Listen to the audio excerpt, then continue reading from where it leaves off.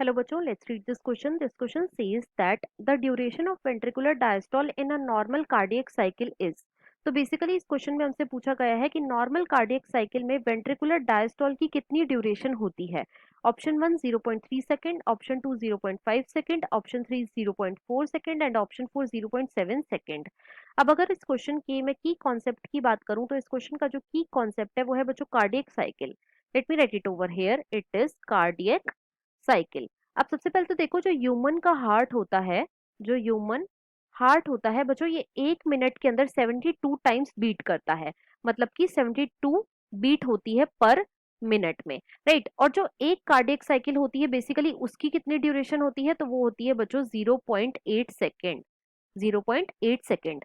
अब एट्रिया की सबसे पहले हम बात करेंगे। तो जो एट्रिया सिस्टोल होता है, एट्रियल सिस्टोल होता है, ये कितने सेकंड का होता है, तो बच्चों ये होता है 0.1 सेकंड का।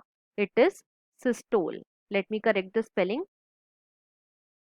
0.1 सेकंड का होता है एट्रियल सिस्टोल।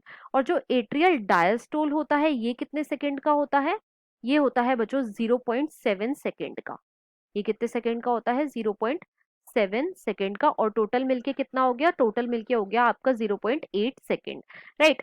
सिमिलरली अगर मैं वेंट्रिकल की बात करूं, वेंट्रिकल की बात करूं तो इसके अंदर जो वेंट्रिकल सिस्टोल होता है, वेंट्रिकुलर सिस्टोल जो होता है ये कितने सेकंड का होता है, तो ये होता है बच्चों 0.3 सेकंड का।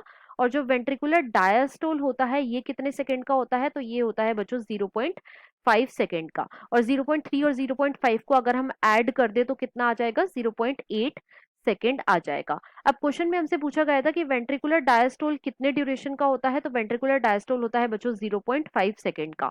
तो इसके अकॉर्डिंग जो हमारा मोस्ट अप्रोप्रिएट ऑप्शन हो जाएगा वो है बच्चों ऑप्शन नंबर 2।